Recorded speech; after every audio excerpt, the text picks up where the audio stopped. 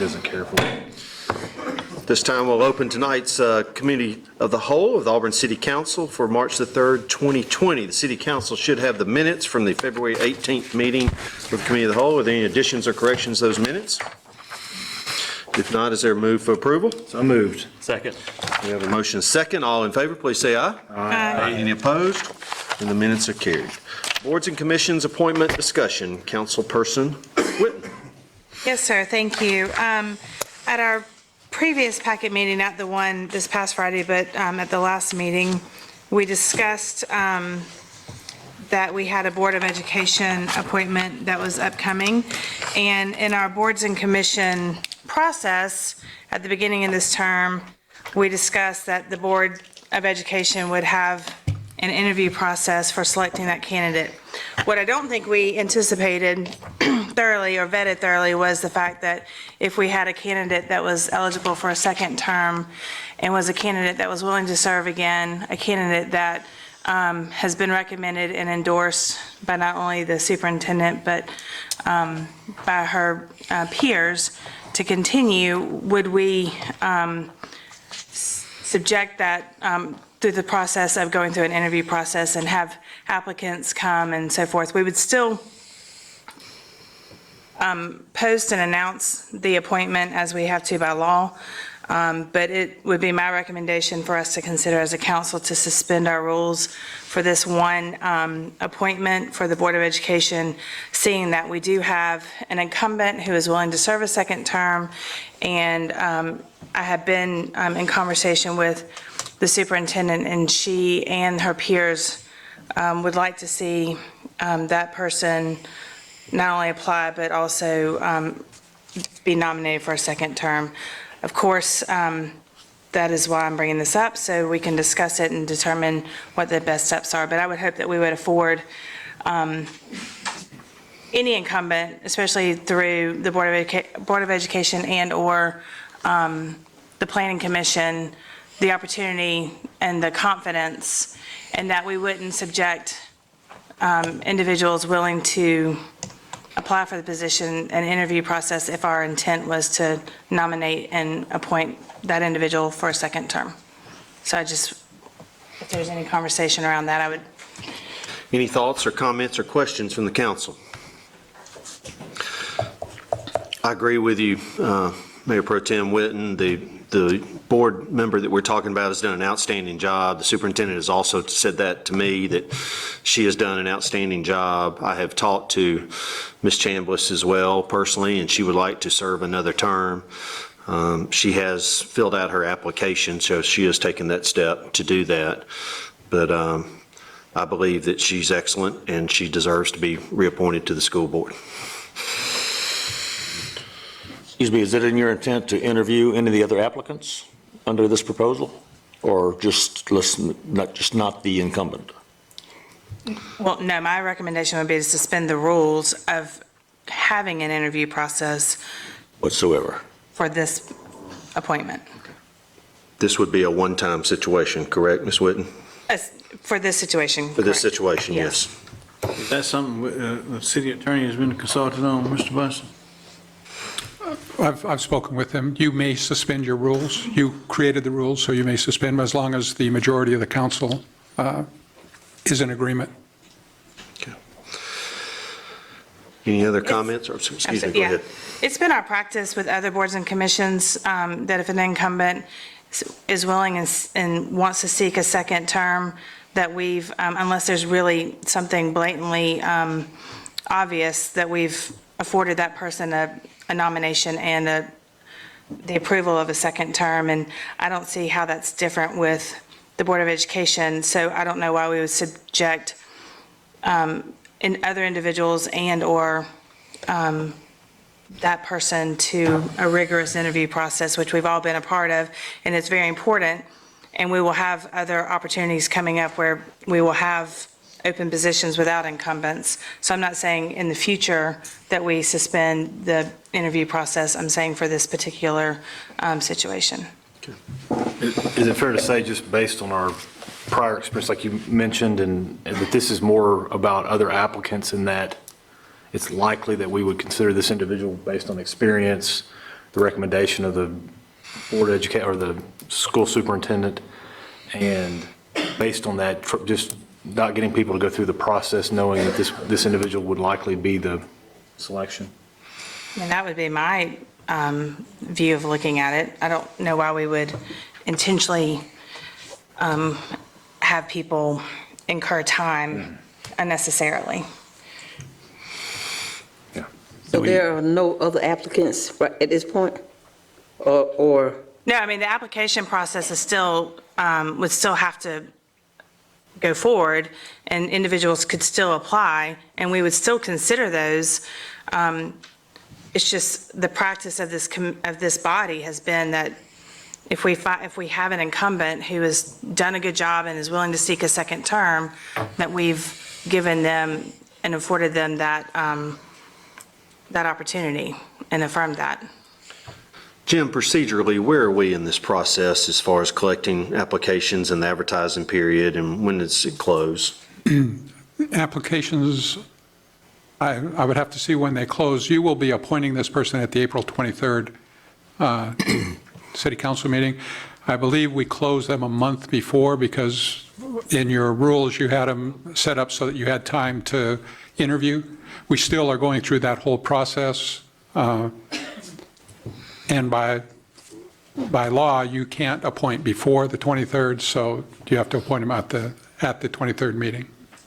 Are you wanting to just suspend the interview? I'm sorry, I may have misunderstood. You're wanting to just suspend the interview. There still could be applications and really could still be up for consideration, and we just wouldn't go through the interview process. Correct, It could be nominated the night that we make the appointment. correct. Okay. Only the interview process. Okay. Thank you. Which still makes it pretty much akin to every other incumbent that applies for any of our boards and commissions, is why I wouldn't necessarily have a problem with this proposal. I mean, that's sort of been our practice. I'd hate to have that documented as being our practice, because I don't think that's the fact.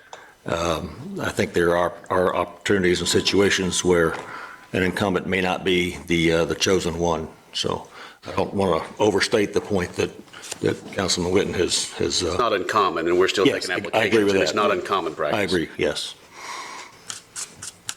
Mayor, I was handed a note, March 23rd is when the application deadline is. Okay. Thank you.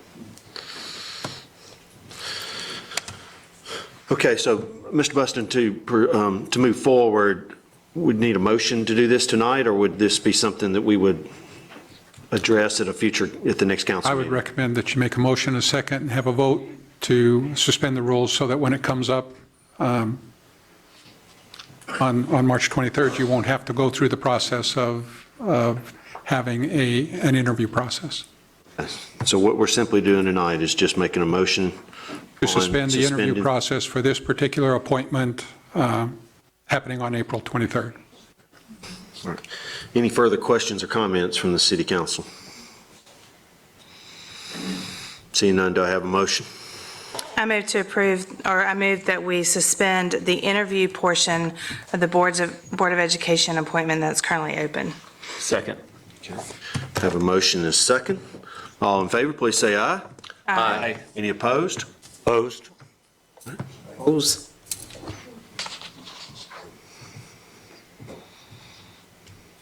Okay, that motion carries. Any questions on the agenda for City Manager Buston? Mr. Buston, anything we need to know? No, sir? Do I have a move to adjourn? So moved. We're adjourned. We'll get started with our regular meeting right at 7 o'clock.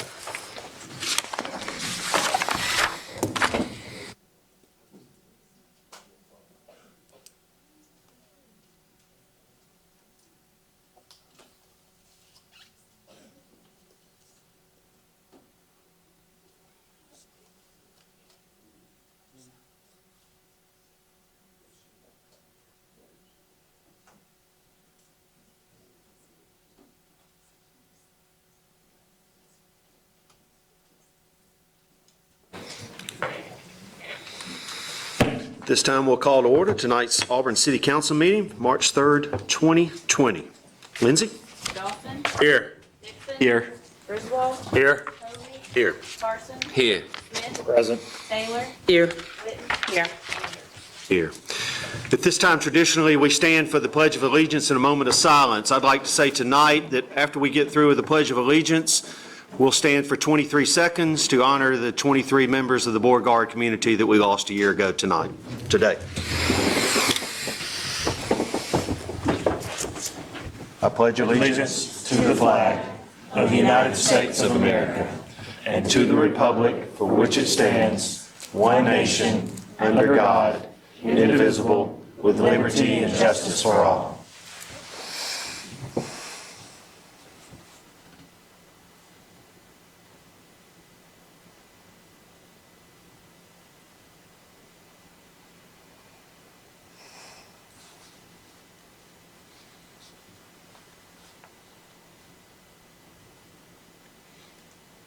Please be seated.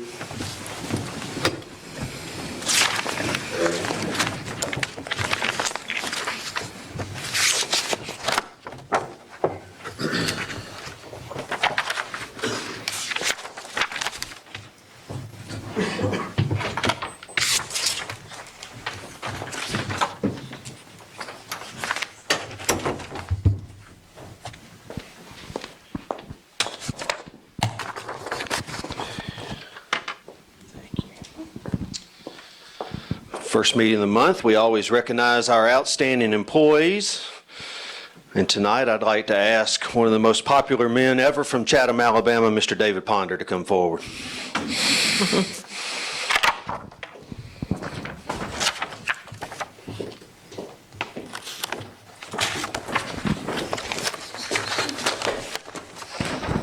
I have a memo here from Allison Frazier to City Manager Jim Buston.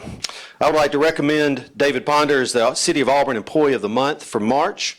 David became a regular full-time employee in April of 1990 and has held positions of Survey Coordinator, Engineer and Project Manager, Public Works Division Manager, Public Works Inspection Manager, and since 2018, Project Manager for Facilities for the Engineering Services Department. In his various positions and during his tenure with the City of Auburn, David has proven to be a hard worker and a great asset to the city. Prior to 2018, David's primary responsibilities were the day-to-day supervision of the inspection division. However, since becoming the project manager for facilities, David's primary responsibility has been the oversight of the new public safety complex. David has spent countless hours in meetings during the programming and design phase of the facility, including flooring, finishes, and furnishings.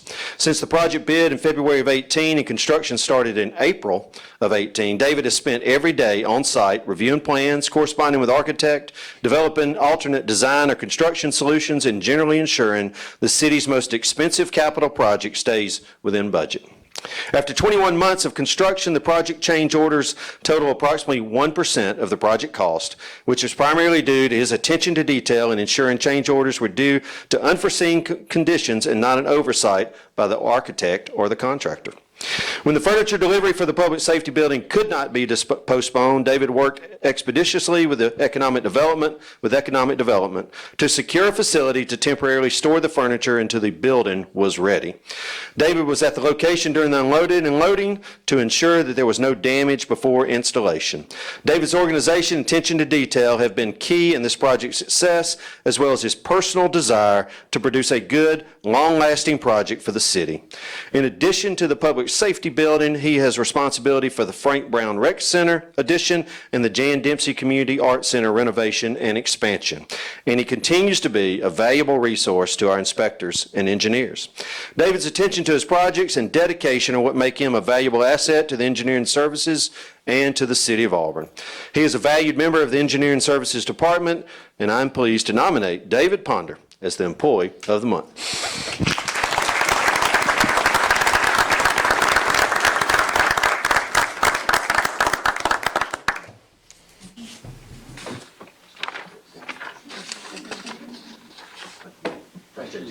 Thank you.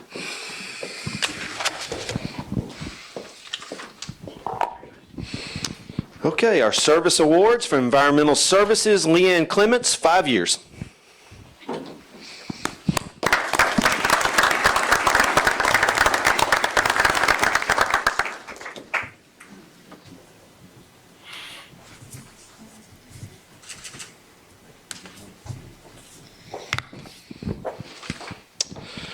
From the Water Resource Management Department, Corey Walp, 5 years.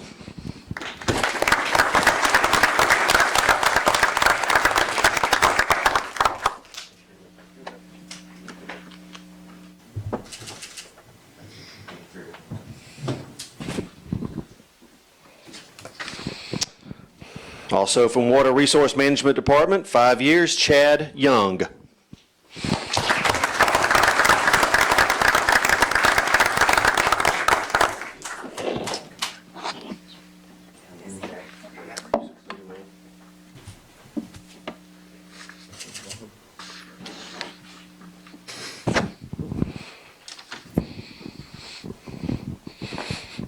Boy, time flies when you're having fun. 15 years from Parks and Rec, Jarrett Jones.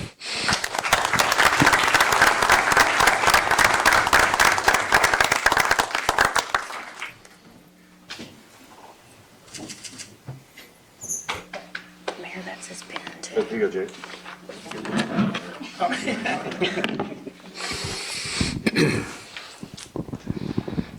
And from Public Safety Police, 25 years, Joe Morris.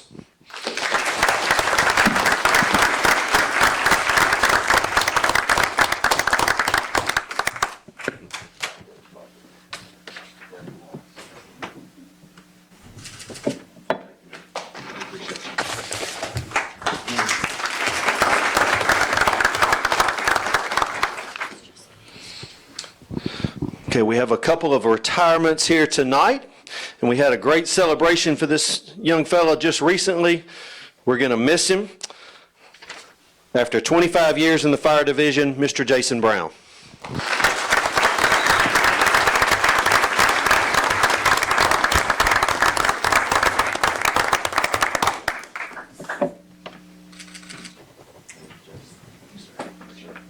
Mayor, I appreciate you calling Jason a young guy. I appreciate you calling Jason a young guy. 25 years, the mid-'90s don't seem like that long ago, but I appreciate everything Jason's done for the city and in my time that I had the opportunity to spend with you at the firehouse. Appreciate you representing us well. Thank you. Thank you. Before I give this next award, I wanted to mention this past week, the Auburn Chamber of Commerce had their annual meeting, and it was an awesome meeting, very encouraging. If you want to really know what's going on in our community and feel good about Auburn, that's a great place to go. And they did a beautiful job of recognizing so many people in our community. But the last award they gave and the last recognition they gave was the Spirit of Auburn Award, and they gave it to our Public Safety Division. And it was pretty moving to have members of our fire department, our police department, and our retiring public safety director up there to be recognized for everything that they have been through and that they go through and that they do on behalf of all of us here in Auburn. And I think the chamber and all those people who were in that decision-making process to recognize our public safety department, because they certainly are worth recognizing, and they are heroes to so many of us today. And the leader of that department for the last 32 years, and not necessarily all in public safety, but here working in our city, is Mr. Bill James. And Bill has done an unbelievable job on behalf of his community in many different departments, and he finished his years at public safety, and he has led Auburn in a time where our town has grown exponentially, and the demands and the needs of our public safety department have grown with that. And he has managed that process like the strong leader that he is leaving us as. So tonight, we celebrate the tenure of Mr. Bill James.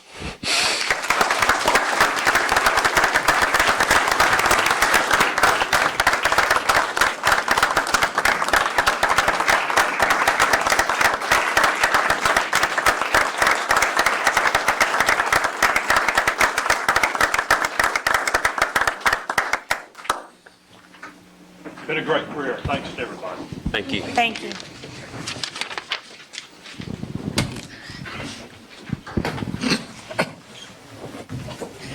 Have another sip. Ain't it?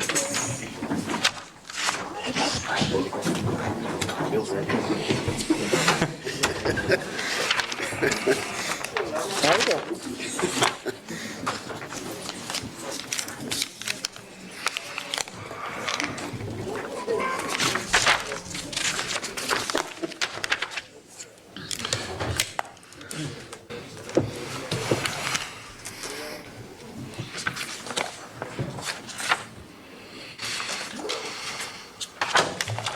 Okay, during the committee of the whole this evening, the council made a determination to suspend the rules for the upcoming school board appointment. In suspending the rules, we will not have an interview process. That appointment will be made on April the 23rd. Under mayor's announcements tonight, I've got a number of things I'd like to remind the citizens of this week. Soon, you'll be receiving in the mail your census information from the federal government. We encourage you again to fill that out. Do not be worried. Your information is not going to be shared. It's going to be private information, but it's very important. We have mandatory things that we have to do in certain areas of our city that is based on, and we receive funding from the federal government based on our population. And so if we don't get everybody counted, we're still going to have to serve those needs, and we'd like to get all the money that we deserve from the federal government for that. So it's very important. Our state is looking at a situation where we could potentially lose a House of Representative member in Washington, and so please encourage those that you're around to fill their census form out. It shouldn't take more than 15 or 20 minutes of their time. This afternoon, we had a ribbon cutting for a new company, ID Plastics, in our community, and what a fascinating family from Germany that has come to America to open up their first facility, and they're doing that here in Auburn. It's important tonight for me to tell you that the two brothers in that company couldn't have said more things about our economic development staff and our team and how they've helped them and assisted them to prepare their company to be opened here in Auburn. And so I just want to personally thank Mr. Dunlap and all of his team for an outstanding job, and what a great new company we have here in our community. Sunday night, I was able to go to the SGA installation banquet, and so encouraging to see the leaders of Auburn University talk about what they want to do and their goals and ambitions, the things that they accomplished this past year, and the things that they want to accomplish in the next coming year. Myself and the city manager will be meeting with the new executive officers of the SGA on Thursday morning for our monthly breakfast, and so we look forward to getting to know the new group of leaders, but our future is going to be okay if that's the kind of people who'll be leading us in the future. So it was very, very encouraging. 2040 has been kicked off, and the announcement has gone out, and we are excited about the amount of people that are signing up. I would encourage you to tell folks that there's still time for you to sign up, but we have gotten a healthy number of folks that have logged on to our city's website and have signed up for those committees. So please continue to do that, and we look forward to this being a fruitful experience for our community, the citizen-led strategic plan for the next 20 years of Auburn. So please, if you want to join, please join and take some time to fill that out. I wanted to let the community know of two different meetings we've had this week. We've had a meeting with the representatives from East Alabama Medical Center and our Public Safety Department to talk about the virus and to talk about our reaction and responses and our planning on that. I want our citizens to know that we're talking about it, we're meeting about it. This will not catch us by surprise. We're being prepared as much as possible. The hospital obviously has taken the lead on certain areas of that, but we had a great wholesome meeting and a lot of energy and a lot of good questions yesterday. And I think that's all. I think that's all I had. So anyway, does anybody else on the council have anything they'd like to add tonight? You want to do? Okay.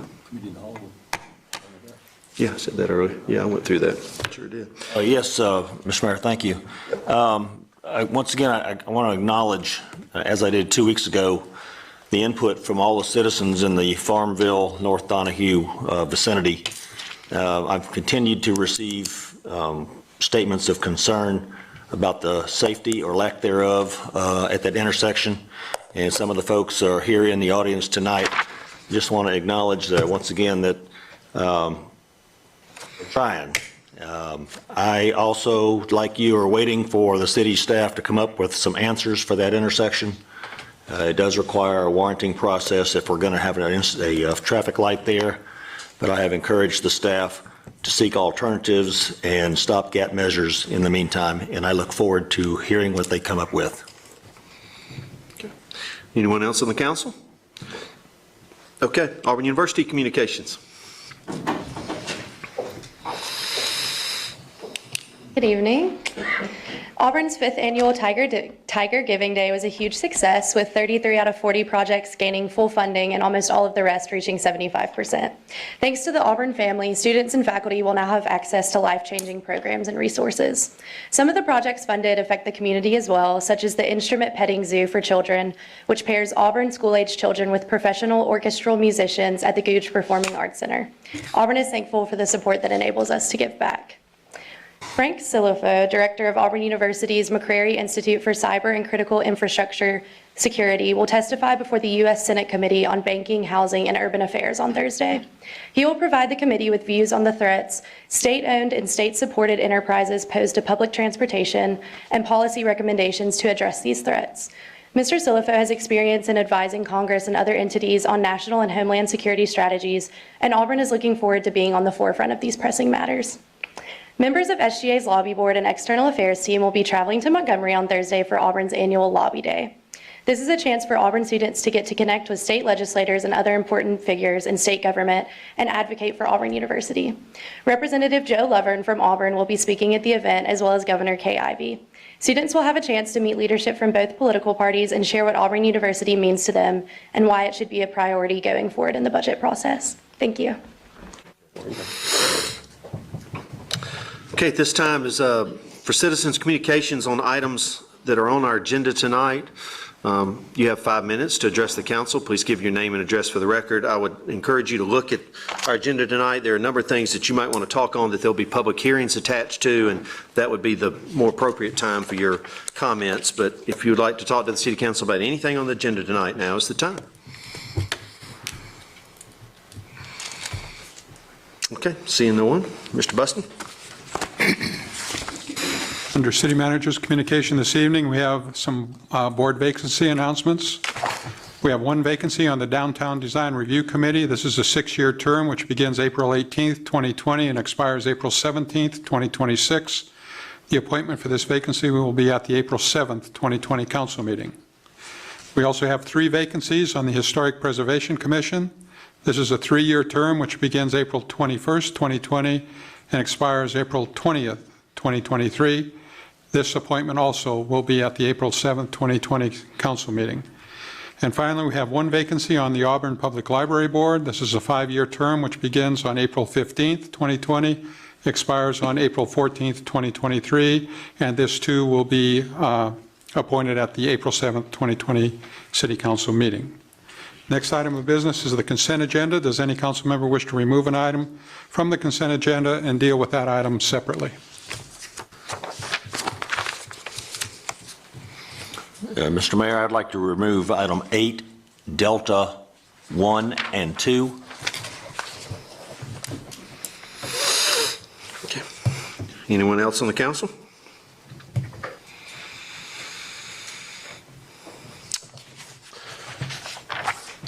Okay, Mr. Buster. Item 8D1 is Memorandum of Understanding with Auburn University for the extension of Camp Auburn Road and the construction of turn lanes along State Road 147, which is also Shugburn Parkway.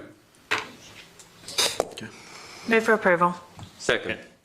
Motion is second. Any questions or comments? I have some questions, please. Yep, go ahead.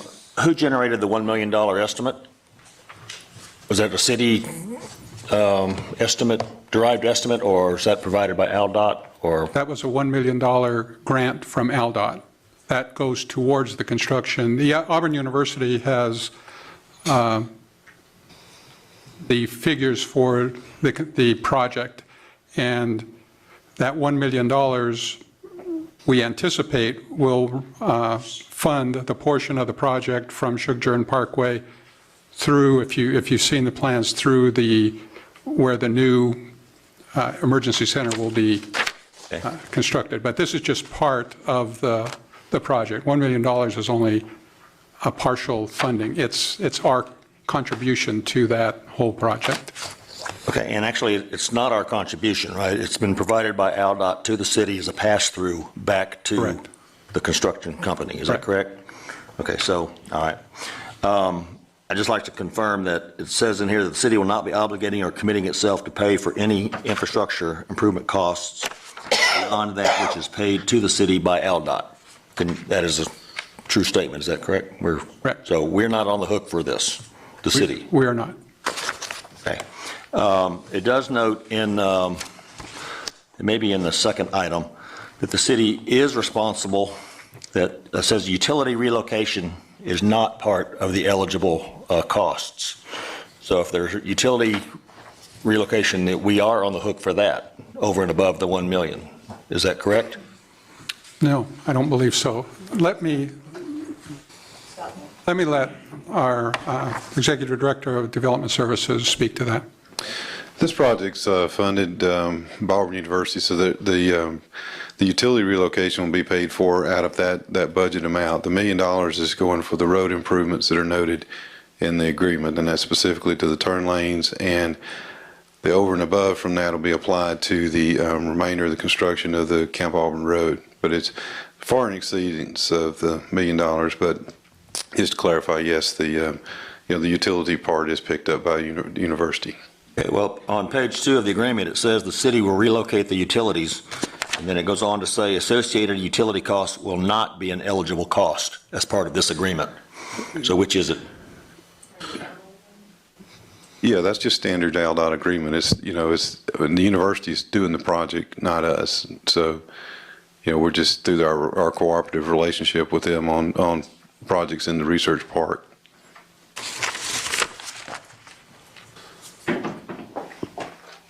Okay, this is an agreement between the state and the city.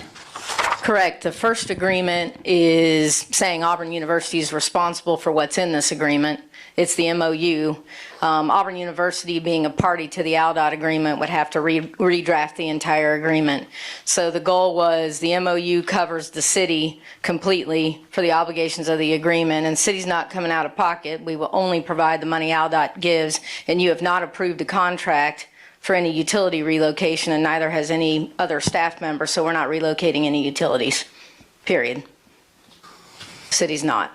That's just a standard ALDOT contract language that we can't take out. They won't delete it. It's standard language. I don't know how we could sign an agreement that says the city will relocate any utilities, and then we turn around and say, no, we're not going to relocate any utilities. I'm not sure how we sign one agreement saying one thing. I think the issue here that is somewhat confusing is that we are a pass-through agency.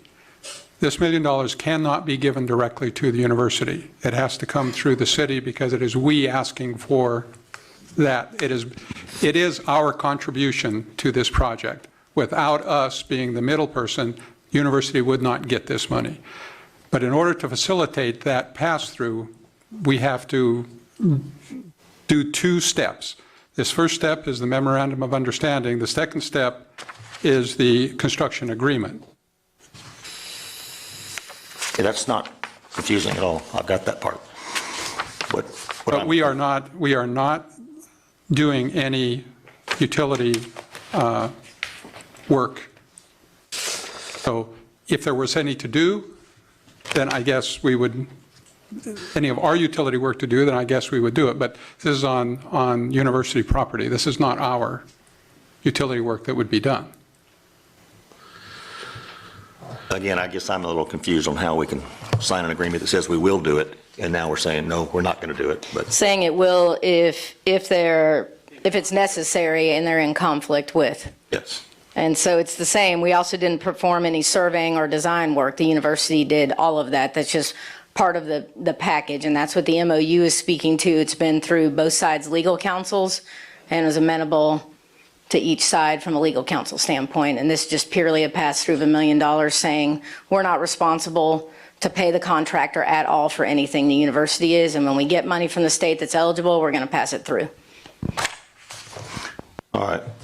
It also says that we're responsible for damages to personal property on page 3, paragraph F. Is that a standard clause as well? Yes, it is.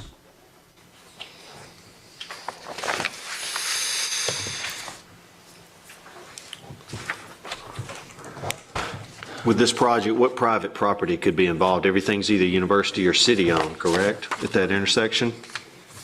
Again, yeah. Mr. accident of some sort. Yeah. Is it fair to say that the city or the state is requiring us to take on the obligation which is in this contract, but we've assigned those obligations and the universities indemnify us, provided indemnification, my goodness. Let's try over. Easy for you to say. Yeah, no doubt. That would alleviate our obligation, or it will pass through and the obligation would be with the university. But because this is a standard ALDOT contract, it requires the city to contract with the state to alleviate their requirement. Technically, yes, yeah. We have absolutely no formal document that says that, but the process is this. This is fairly, it's a little bit complicated, but it's fairly standard.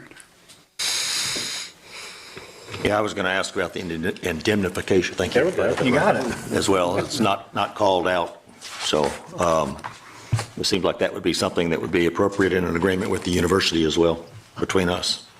But I have no other comments, so I just wanted to ask those and see what's going on there. Any other questions or comments from the council?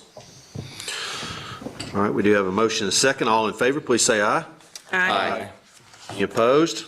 Motion carries. I guess that is on item 1. That is correct? on That's item item 1. one, yeah. Right. Right. 8D2 is the Alabama Department of Transportation Construction Agreement.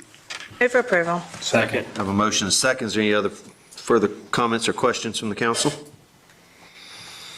Seeing none, all in favor, please say aye. Aye. Any opposed? Opposed? Those are all the items that were taken off the consent agenda. Move to approve the consent agenda. Second. A motion and a second. Before we move on, I just want to say, once again, thank you. Congratulations to our economic development team. This tax abatement with Borbit America. Alabama is, I just don't want to gloss over that, the fact that somebody's going to invest almost $24 million in our community, bring 25 new jobs to Auburn. That's worth noting and celebrating. So thank you for all the people that worked on that. All right, we have a motion and a second. Any other further comments? Mr. Mayor, it may be too late. I would like to discuss 8D7 as well, if that's still feasible. So we have a motion and a I second to just have a approve simple the. question about it, so. Okay. How do we handle that? Mr. Buston, we got a motion and a second. We're about to vote on the consent agenda, which includes this item. Right, that's why. I mean, I'm Yes. fine if you want to take it. We can take it. It's, I can take just a question, if that's fine. Okay, so we'll just, as the question. All right, I follow you. Sorry, Kelly, go right ahead and ask the question on it. This says we're buying decorative mast-owned poles as a result of somebody running into the old one.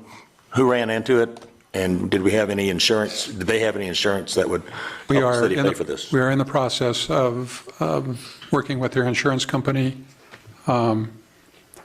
They offered us 50% of the cost. We said, no, we want 100% of the cost, so we will get insurance money from it. Thank you. Any other further questions? All right, do we have a motion and a second on approving the balance of the consent agenda? All in favor, please say aye. Aye. Any opposed? Consent agenda is approved. Kelly, that was not me at the entrance, so real good award notice. In your ward? Record. Under ordinances this evening, we have item 9A is the refunding of $14,625,000 in general obligation school warrants. This was to take advantage of the lower interest rates, and this refunding will save us $1.4 million over the life of the warrants. I'll introduce the ordinance and ask for unanimous consent. Second. I have a motion and a second. Does anyone on the council have a problem moving forward with a vote on this evening? Seeing no one, Lindsay, would you call roll call for that? Dawson? Yes, ma'am. Dixon? Yes. Griswold? Yes, ma'am. Obie? Yes, ma'am. Parson? Yes. Smith? Yes, ma'am. Taylor? Yes. Witten? Yes. Anderson? Yes. Item 9B is the placement of one stop sign and one 25-mile-per-hour sign in the Gatewood Place townhomes. Hold on just one second, Mr. Buston. I think we need to take the Oh, I'm vote on sorry. the approving the, I'm sorry. all right. Do I have a motion? So moved. Second. I have a motion and a second to approve this. Roll call again, Lindsay. Dawson? Yes, ma'am. Dixon? Yes. Griswold? Yes, ma'am. Obie? Yes, ma'am. Parson? Yes. Smith? Yes, ma'am. Taylor? Yes. Witten? Yes. Anderson? Yes. Now, item 9B is the placement of one stop sign and one 25-mile-per-hour sign in the Gatewood Place townhomes. I'll introduce the ordinance and ask for unanimous consent. Second. Have a motion and second. Does anyone on the council have a problem moving forward and vote on this evening?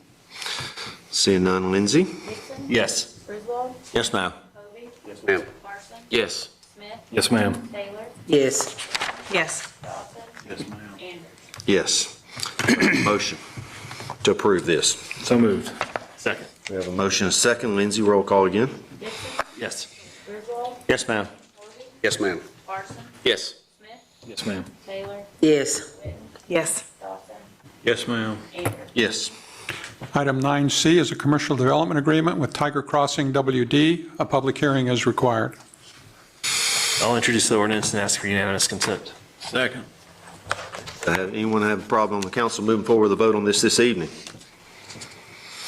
Seeing none, Lindsay? Griswold? Yes, ma'am. Hovey? Yes, ma'am. Larson? Yes. Smith? Yes, ma'am. Taylor? Yes. Witten? Yes. Dawson? Dixon? Yes. Yes. This time we'll open the public hearing. If you'd like to address the city council on this agenda item, please come forward and give your name and address for the record.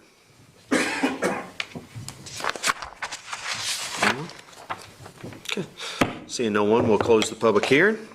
Any comments or questions from the council?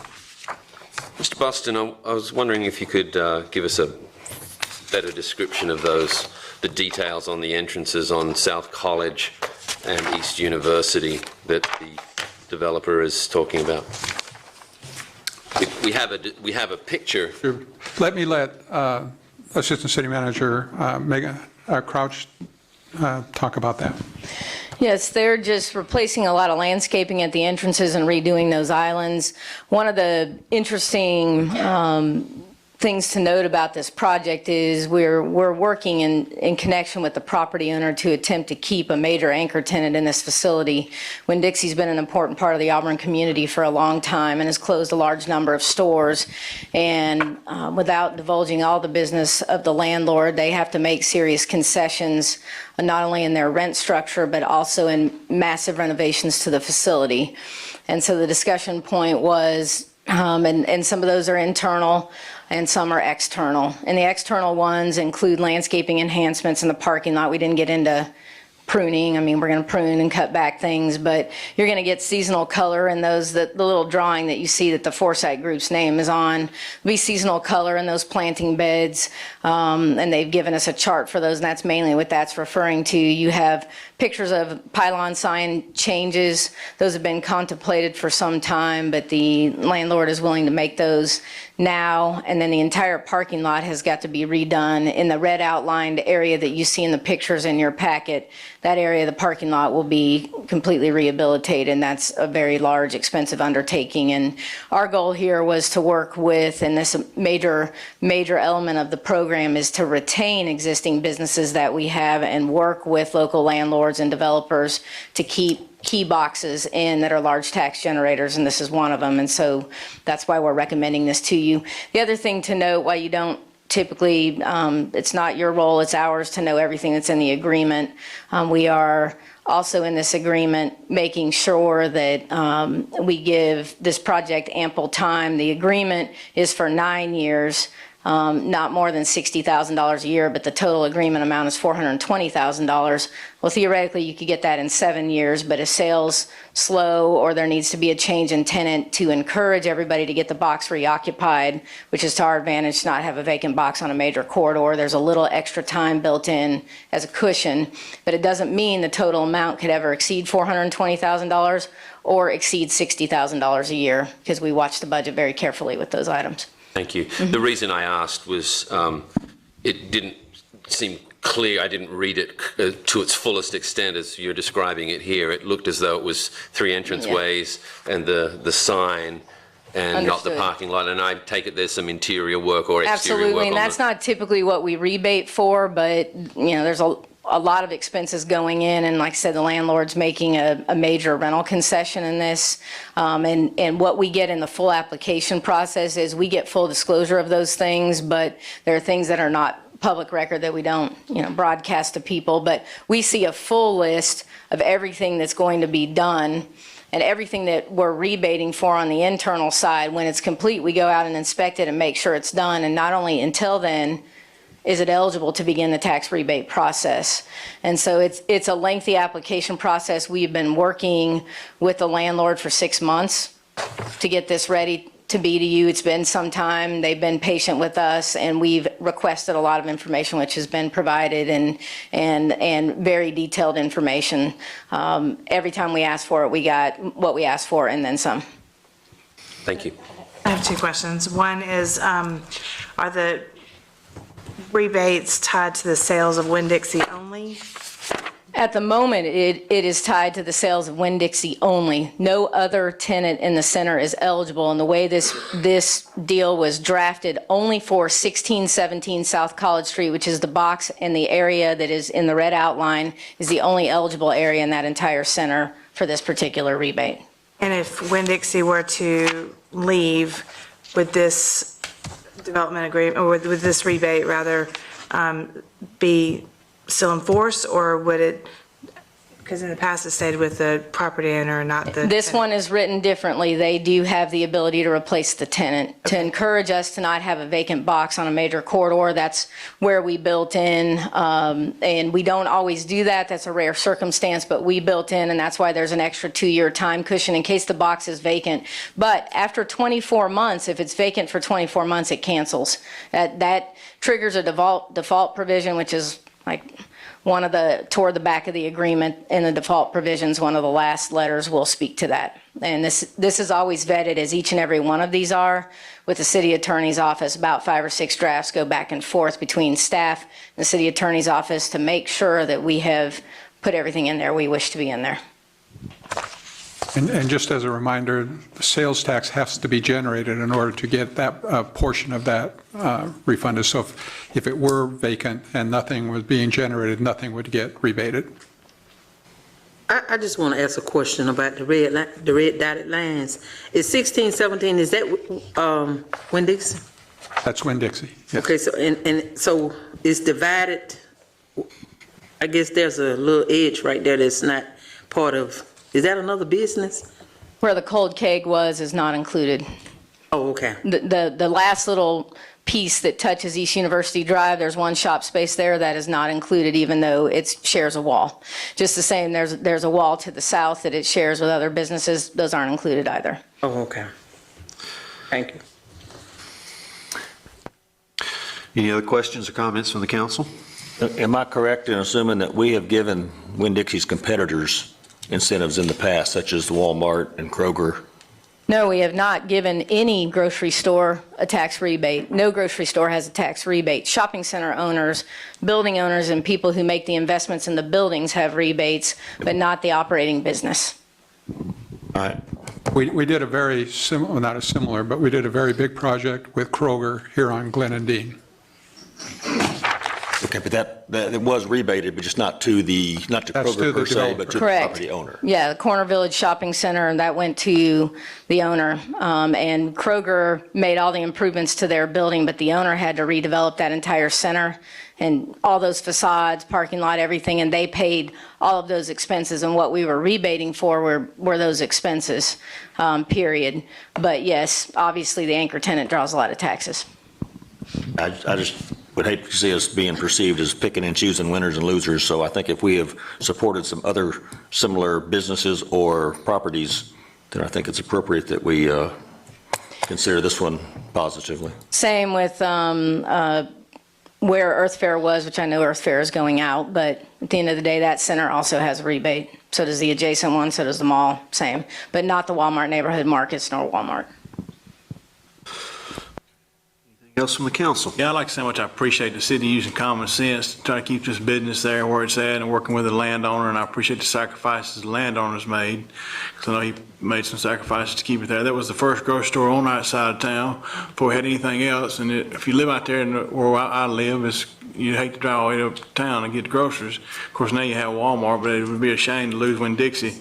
That's what they've meant to that side of town, and I appreciate I don't want to see a vacant large building like that sitting out there, and I was hoping nobody else would either. So I appreciate it looks like to me you use a little common sense to make this happen. It goes a long ways, and I appreciate it. Let me correct something real quick. One Walmart neighborhood market does, but it's not the entity Walmart. Again, it's a developer situation. I apologize. The one by the mall does. So excuse me on that. Thank you, Tommy. Thank you. Well said. Anyone else from the council? Okay. Do we have a motion on this, on approving or not approving this development agreement? Move for approval. Second. All right, we have a motion and a second. Lindsay, roll call. Yes, ma'am. Yes, ma'am. Marshall, Yes. Yes, ma'am. Taylor, Yes. Yes. Yes, ma'am. Dixon, Yes. Cantor. Yes. Under resolutions this evening, I have item 10A is the council seeking to increase the mayor's salary effective November 1st, 2022. A public hearing is recommended. This time we'll open the public hearing. If you'd like to address the city council, please come forward and give your name and address for the record.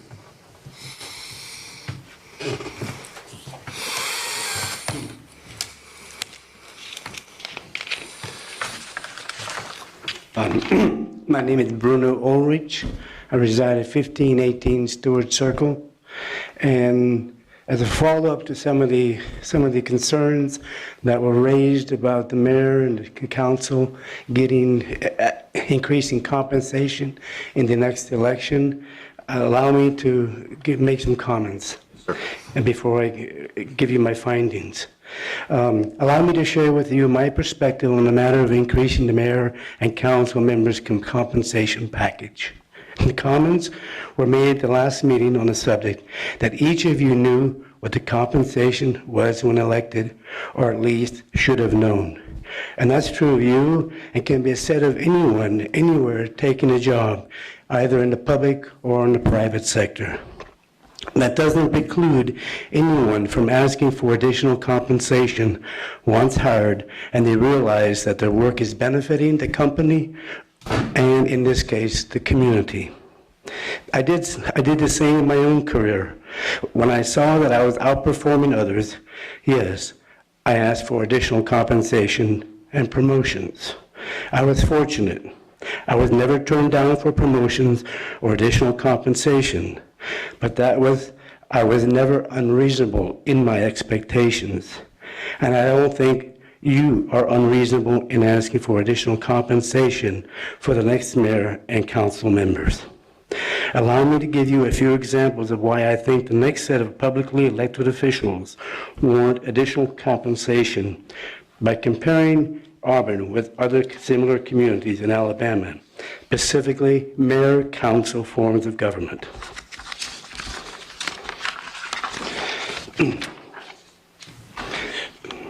Okay, Auburn has a population of 64,000 approximately.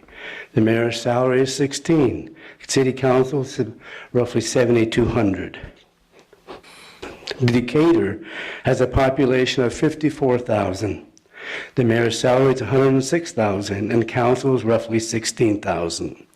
Phoenix City, 36,000 population, and the mayor is 35,000, and the council is 23. Tuskegee, a population of 8,500. The mayor's salary is 25,000, and the council's roughly 11,000. Talladega, 15,500 population. The mayor receives 135,000 compensation, and the salaries for the council are 10,800. So that's the mayor-council form of government.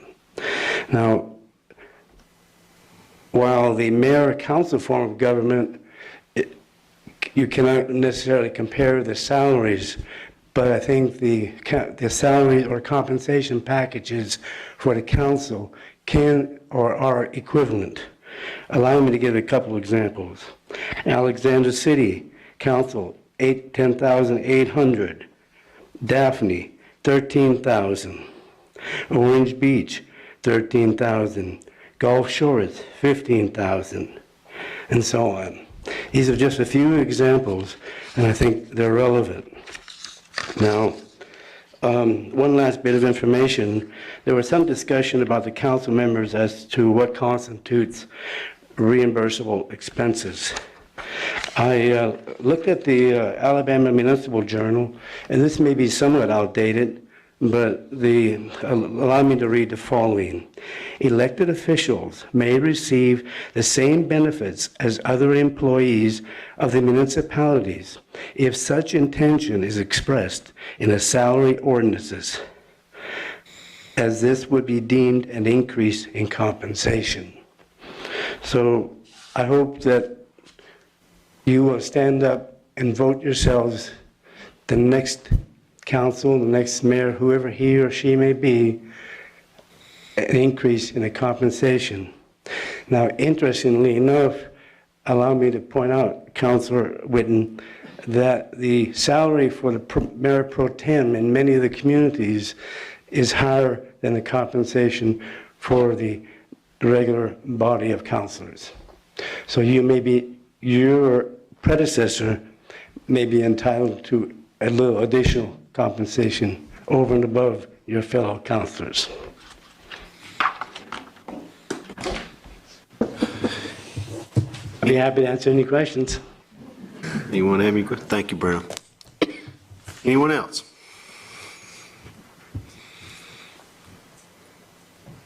Okay, close the public hearing. Approve. Second. Have a motion and a second. Any questions or comments from the council? I held a ward meeting last night and heard from some of my constituents around this, and I've also have received emails and phone calls and text messages and stuff from various people with, I guess, mixed thoughts on this. So I wanted to make a recommendation on the salary for the mayor, and I calculated this. You know, I think what was said was 45,000, and so it's been 32 years since the mayor's received an increase in pay. So I calculated that by 3%, which is basically an increase every year that was not given to the mayor, which ends up being $15,360. So my recommendation would be $31,360 increase in pay, and then a 3% increase every time that there is a COLA given to the city employees. And when there's not one for the city employees, the council or the mayor does not receive an increase in pay. Would you say that is you're asking for an amendment to this? Yes. Is that how we would handle that, Jim? This would be an amendment? You could have an amendment. All right. And So this will be a motion, Stephen's making a motion then You'd make a procedurally? motion to amend and then have to state what his amendment would be, then you need a second, and then vote on it. Okay, should we have further discussion first, or should we go ahead and deal with this amendment? You could have further discussion. Okay, all right, well, let's just keep the discussion going if that's all right. Yeah, Is that all absolutely. right? I just wanted to throw that out there, see what everyone else had to say. I didn't need for it to be, No, that's good. just kind of where We'll come I'm back coming to- from on that. Yep, all right. All right, any other discussion or comments from the council? Yes. Before I say anything, I would like to say to Chief Dawson how much I appreciate your intent here. I think your intent to bring this subject up is to be commended. I certainly understand your the goodwill that you're extending towards Mayor Anders and future mayors in recognizing the amount of work they do, and it's very, very true. I also have had a lot of communication with constituents, mostly the general comments, and I tend to agree with them, is the amount is, in a lot of cases, people were surprised at the drastic change from what was it, 16,000 to 45,000. They wanted to have a little bit more rationale of where that number came from. And also, the other comment was that the speed with which this is going through. And while all of us here on council will understand that this type of adjustment can be done relatively quickly in comparison to matters that may have to go before the Planning Commission or another board or deliberative body, So this one does seem that suddenly, that they'd all be so quick that we could make a decision on. But here we are making a decision on this in the year 2020 for a matter that will come into play in 2022. So I think there's plenty of room for us to think this through a little more, maybe toss around some other numbers. I do maintain, as did last time that we spoke, Mayor Anders, you brought up the position that people who do this type of service, these elected positions, should get some kind of compensation, and for many of us here, we could do this without any money. We should be so lucky that we can do this without really regarding what kind of money we get monthly. But that's not the case for all of us in our community. There are many people who probably would like to be sitting in this chamber tonight watching this, but are working a second job, and are therefore priced out of the luxury of public representation. So there is a good argument to the fact that we should look at a fair compensation.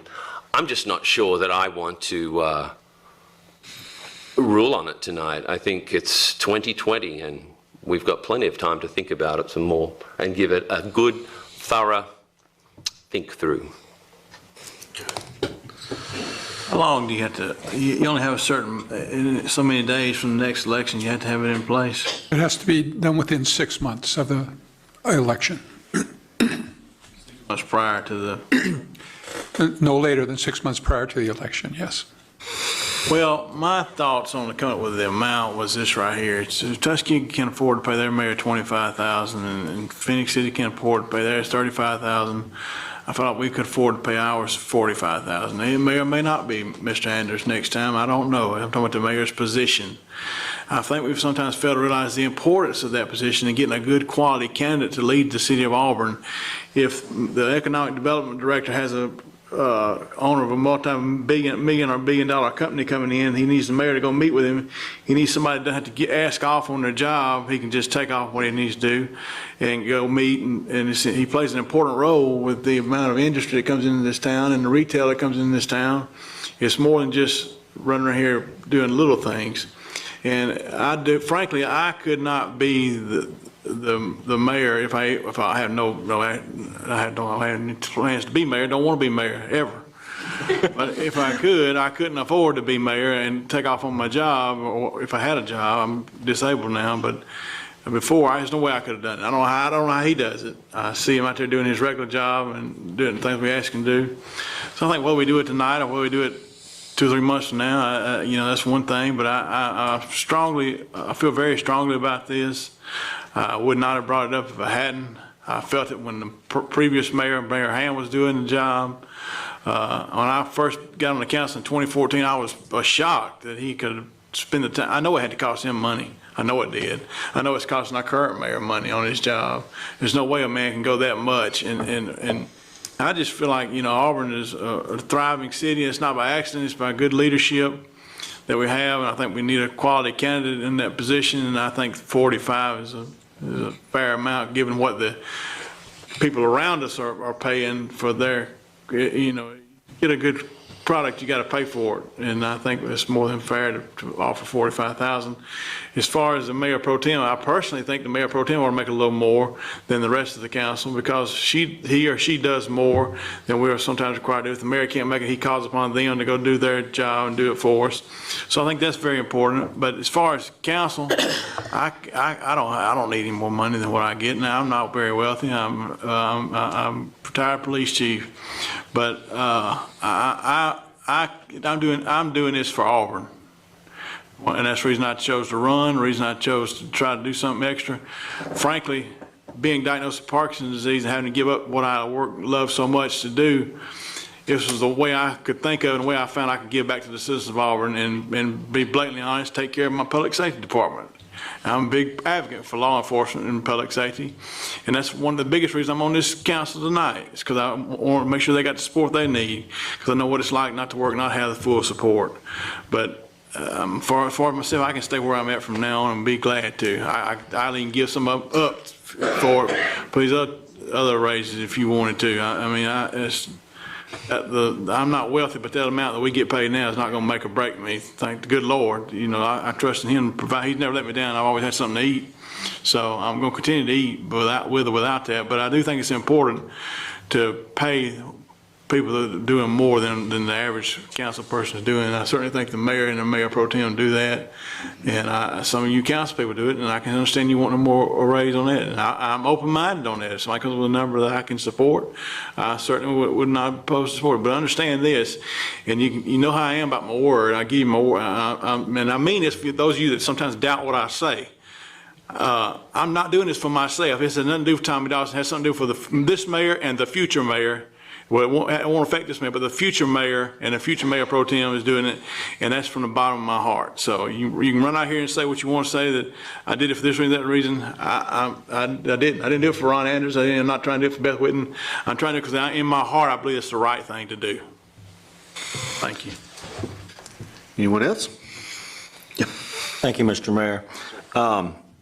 I certainly have my own opinions on this, but because I'm potentially someone who could benefit from whatever decision is made tonight, I would prefer to allow my constituents to express their views.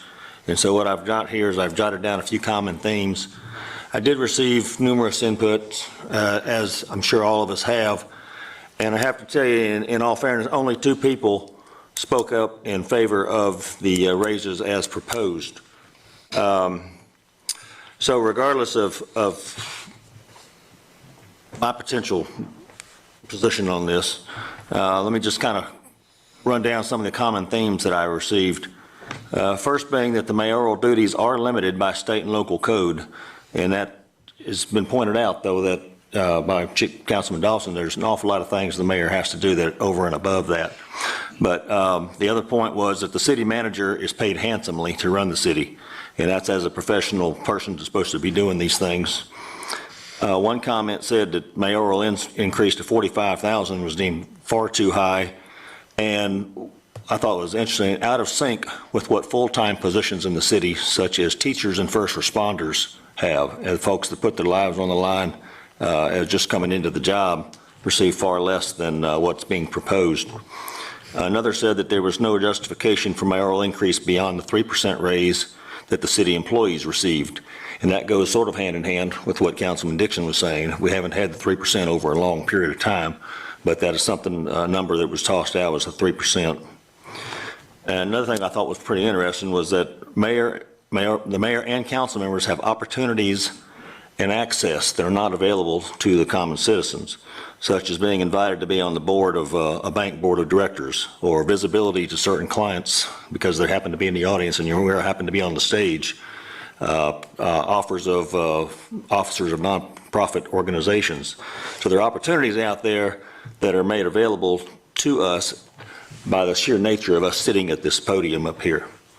So that's kind of some common themes that came across from the folks that I queried, and I'd have to say that far and away they opposed the increase of the amount that was currently proposed. Okay. Anyone else on the council? I'd like to add to that, sitting on some sort of board or whatever is not putting, because you can't do certain things because you're mayor, because it'd be a conflict. So I doubt that the mayor is sitting on a board he's going to get paid to do. And if you're sitting on the board of a bank, then obviously you have your own money and whatever. You're not sitting on the board because you're a mayor. And as far as what the city manager makes, he earns it. Trust me, I worry him to death, so I know he earns it. So I do resent going into that when we talk about the mayor's and the council's salary. The mayor is you got to have a good person, like I said earlier, in that position to deal with these. It ain't by accident we're one of the nicest communities in the country. It ain't by accident we get voted number one. It's because we bring these industries in and the growth in to pay the taxes to buy for these nice schools we have and the public safety we have. And sometimes, yeah, the city manager is responsible for running day-to-day government, but when these millionaires come in here wanting to develop, they want to meet the mayor. Am I not right, Philip? Exactly. And I apologize for going straight to Philip, but they want to meet the mayor, and it's very important that the mayor is compensated so that if he needs to leave his current job, he can leave it to go meet with these people. It's vital to have a good person in that position to continue to progress as a city. Thank you, Tom. Anyone else? I would like to make a comment. I think Councilperson Dixon is a little on point with trying to allocate a justification for a figure based off of what I think he was trying to describe as inflation. And inflation fluctuates year to year, so a 3% increase across the board may not be the accurate percentage to account for that over a 32-year period. It's like looking at the price of milk, what it was 32 years ago versus what it is today. That being said, I think of our compensation not as trying to replace income that we may otherwise have or receive, more so than a time value proposition of the investment we put into this community and the expenditures that we put out as far as time and resources, which we are not reimbursed for. And are not part of this proposal to be reimbursed for above and beyond the proposed amounts. So, and there is real value in time, and there's real value in what we give up as council members and the servitude that we provide to this community. As a mom of 2 children who are 11 and 14, and the time away from them and the opportunities that I provide constituents just this weekend alone, on a Sunday afternoon away from my children when that is one of the days they're out of school, and the time that we give at ribbon cuttings, which we're not all necessarily have to be a part of, but we do support the business community. Time at community events that we support, i.e. this weekend, we had quite a few going on in this community. We are a robust community, and it is our job and our expectation to be present and to be visible to our constituents and to be available to our constituents. And I believe it's unfair for us as a community to expect us to not put time as an opportunity for what we give of our hearts and our selves to this community, but more so for this as compensation, more so, and that's not really a salary, it's a compensation, because we are not employees of the city, we are elected officials. So for me, it's more of a reimbursement of our expenditures that we, and the outlay of time and resources that some of them do have true costs associated with them. For that, I think that the justification of this resolution is on point, not only for the mayor's resolution, but for the next one that we will entertain after this one. I think to Councilperson Parsons' request of an extension of time, we've afforded this the same amount of time that we do most of the things that we consider. And so we also need to have this kind of in the works now, because we're heading into a summer where we're going to do a biennial budget, and these are expectations that need to be considered now and not 3 years from now or 2.5 years when the time limit would expire. Those are my thoughts on this. Thank you, Beth. Anyone else? Anyone? I'll say again, I do plan on running in 2022. I don't want to hide behind that. I don't want to be deceptive about that. As Mr. Bruno said, when I took this job, I knew it was $16,000 a year. And if it stays $16,000 a year, I'm gonna run in 2022. That's $16,000 a year. My heart has always been about Auburn's future. I think we very much limit the kind of people who can consider doing this, because the reality of what being the mayor in an outstanding, progressive, growing community is. I did a quick survey of my time just over the first 2 months of this year. And when I say I'm having a meeting, when I describe a meeting to you, it's something that, because I'm the mayor, I'm with other people and we are doing something together. That could be solving a problem. It could be talking about a new idea. It could be meeting with stakeholders. It could be speaking to children. But it's something that the mayor would do. In the month of January, I had 44 of those meetings. 44. They probably all took at least 30 minutes. During the month of February, I had 68. Included in those meetings were some great opportunities. I got to read to the children at Cary Woods. I got to speak to the dedicated dads at Ogletree School. I enjoyed lunch with the Auburn Lions Club. I encouraged and thanked the volunteers of the Auburn Opelika Tourism Board. I had coffee with a climate expert who came to Auburn to speak. I encouraged the downtown merchants and thanked them for all their creativity. Being the mayor puts you on the board of the following entities: the Auburn Opelika Tourism, the Lee Russell Council of Governments, the Auburn Opelika Airport Authority, the Gooch Performing Arts Center. I believe there'll be another board that the mayor will be asked to serve on in the near future. The Big Ten has just started since I've become elected, and that is the 10 mayors of the 10 largest cities in Alabama, and they get together quarterly overnight, spend time together. I've had some fun times. I've jumped in a freezing cold pool for the Special Olympics. This past weekend, I ate 15 bowls of chili to support Storybook Farms. I got on a horse to lead off my good friend Greg Williams and the equestrian team on Saturday, and I've never been on a horse before. I've had dinner with the governor.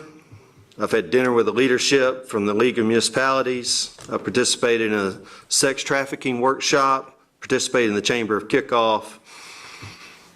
That's the life of a mayor. Today, I fielded 19 phone calls, had 25 texts, and 27 emails that have to do with being the mayor of Auburn. That's a typical day. I'm going to continue to do this with enthusiasm and the calling that I feel like that God has given me to be the mayor of Auburn, if it's $16,000 or not. I believe the reality is, in our community, is as great as our community is, there are just time needs of the person who is the public face, the public leader of this community. People want the mayor to be involved in what they're doing. They want to share their stories, they want to share their problems, they want to talk to you, they want you to be a part of what they're doing. It's just the nature of the job. And so if we want that job to be open to as many people as possible, it's my belief that we've got to consider raising the salary. That's just my belief.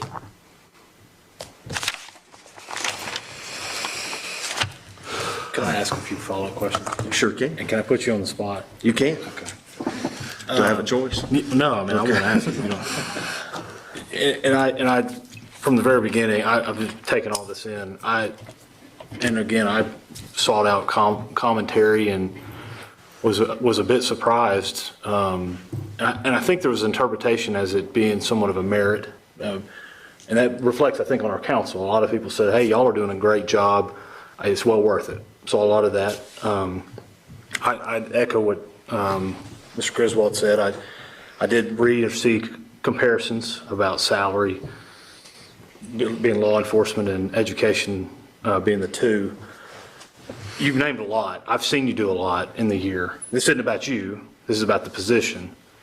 My question is, do you think that that in itself adds value to the citizens by having you be more available? I mean, I know the answer to that question, but I think it's important to our citizens that the mayor is involved in their lives. And so that will, in that increase, we could provide better service, better availability. The overall standard will rise with that. I mean, is that, Well, do you I would believe that? I would say that somebody who's working full-time doesn't get to say yes to everything that they're asked to come be a part of. But it's being able to say yes, you say adds value. There's no question, I don't mean to put you on. No, that those are was just just any questions. question. Yeah. regardless of who's sitting in this chair. With the new, if you're reelected or we have a new mayor, and you feel it would open up those that would not have the opportunity, and that in itself would add value also to our city. Do you feel that? I believe so, yes. Okay. That's all I got. Thank you. Sorry to put you on the spot. It's like you're on the morning show. I know. No, I just. Feel like I'm a witness It's there. the two things, I was thinking about that as I'm sitting here, and I see this from a perspective of I don't see this as merit. No. I don't see this as, hey, I feel like this is a huge responsibility personally, because not oftentimes do you have the opportunity to get the folks, your colleagues, and say, you know what, I think I like somebody in this position, not me necessarily, but the next person, I want to, give them a pay increase. I don't know a lot of employers you can do that with. But I look at it from a value-added perspective, and if you confidently feel, there's no question about you're everywhere. You're doing a lot of things that we've mentioned plus more. So overall, if it adds value, especially with our population growth and what we want, the quality we want in our city, that's something that I certainly could support. Any other comments? Okay, so we have a motion and a second for the resolution as it stands. I believe we've had two council members who have, Bob, I don't want to put words in your mouth, but I believe we've had two council members who have potentially offered amendments. Mr. Buston, would that be the correct phrase to use, potentially offered amendments to this? I think Councilperson Dixon had an Definitely amendment did. to offer. I think Councilperson Parsons was A recommendation, but maybe not. recommending not to deal with this issue right now. Yeah. If I'm right. Thank you. Is that correct, Bob? Yes, sir. Okay. So how structurally, Jim, should we go through voting on this? How would you recommend? I think we should take Councilman Parsons' suggestion first and see if the Okay. council wants to continue with this or not. Okay. Is that just a voice vote, a motion, a second, and voice vote? Okay. So, Bob, would you like to make a motion then? I'm not quite sure how to frame it, whether I'm tabling it, Postponing. postponing it. But I think procedurally, and I don't mean to interrupt, but That's fine. procedurally, if we're going to move forward, since I made the motion, I need to remove the motion because procedurally, my motion's on the table to be voted on and considered. So, Right. and I have a second. So technically, I have a motion and a second, and if either I can withdraw that motion and we can entertain other ones, or we move forward with the motion that's on the table. Correct? That is the main motion. I think you do have the option to do an amendment to your motion, even though it's on the table. And I believe that I'd have to check, but I believe that a move to postpone is always appropriate. Even with the motion being, I'm not sure about that. Prior to Yeah. a motion being made. Yeah. Prior to a motion being made, Right. and we have a motion. so why don't, the best thing maybe to do, Ms. Whitten, would you withdraw your motion? For the sake of this, yes, I will withdraw my motion. Thank you. Do we need a second on that? Second. Okay. All right, so Ms. Whitten has withdrawn her motion with a second. All in favor, please say aye. But she just withdrew her motion. She just withdrew, so we don't have to vote on it. Okay, thank you. New territory. I apologize. Okay. All right. So now is Mr. Parsons. I would move to postpone this. Okay. Is there a Until- second for that? Postpone it till when? Sir. I don't know.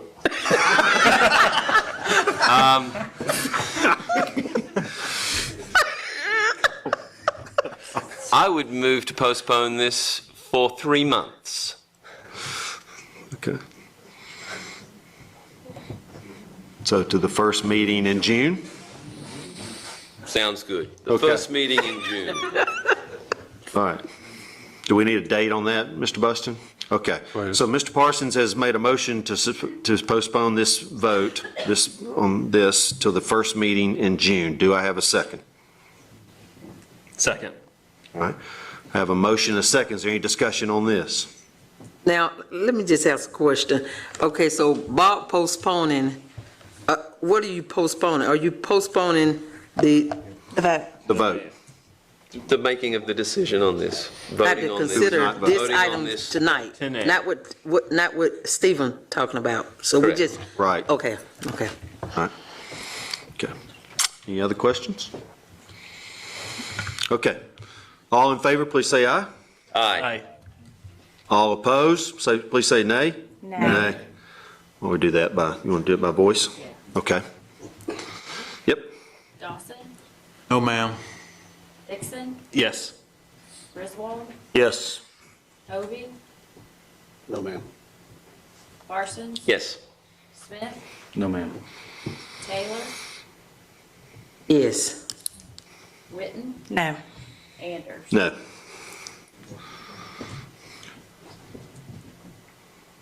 Five noes. 5 noes, so the motion fails. Okay. So we're going to go ahead and vote on this tonight. Didn't vote on it. Yep. At this point in time, we have an amendment, so how do we handle the amendment? Do we go back to the regular motion then, Mr. Buston? And amend to move to, you can move to amend the resolution as it is written with whatever language you want to Okay. amend it with. Okay. Take a shot at that. Yeah, I'll give it a shot. I'd like to amend, Just 1 second. Hold on just a second till they get through. Just want to make sure they're listening.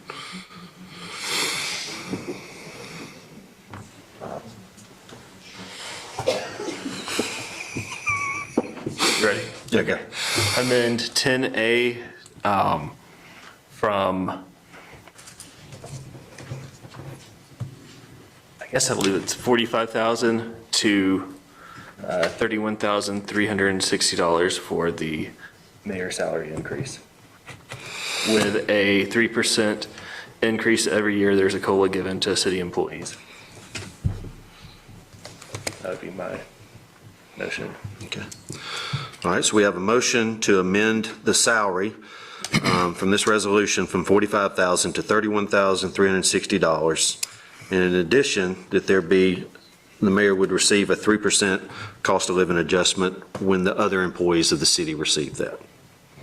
Is that correct? Just to be, Am I correct on that? Is it? that's what I understand the motion, but to be correct, although it is typical to have a 3% COLA, it is not always the 3% COLA. A lot of times it's less. Okay. So how would you like to say that then, Stephen? I'll stick with the 3%. Okay. I'll say what I need to clarify. So it's 3% anytime there's an increase, or it's, Sometimes it's not 3%. What Jim Right, says, it's so- not always. so then when, so if exceed. there is a COLA given, it's going to be 3% to the mayor. Is that what you're saying? yes. I think I understood that differently. I thought it was a not to exceed 3%. If the, Stephen, state your intentions, please. yes, please. I'd like to see the motion in writing. The motion, right? See what we're voting on. Sure. How would we handle that, Mr. Buston? Request to have this in Just- writing? If you say what it is, she can write it down Yeah. and repeat it to her. Amend the motion, or amend the resolution from $45,000 to $31,360 plus a 3% increase every time that there is a COLA given to the city employees. The mayor will receive a 3% COLA or increase. Sorry, is that confusing? Maybe could you write what you're saying in a text and then I can just read it? Okay, that would be maybe the easiest. Okay. What was the amount, Stephen? $31,360. 360? 360. 31360. Thank you for everybody's patience. Sorry. Well, why y'all trying to do that? How did you come up with the 31,360? I basically took the 32 years that the mayor has not received any sort of increase in pay, and I times it by 3% every year. So that ends up being $15,360. Add that to the $16,000 that the mayor is already making, and that's how I came up with the $31,360. Not to confuse things, but Jim, didn't we discuss last time that the last mayor's salary raise was in 1990? Yes. Okay, so it's been 30 years. Well, by the time it comes to November 2022. I got you. I hear you. I'm sorry. You're exactly right, Stephen. Forgive me for trying to correct you. I don't even have a number to text you.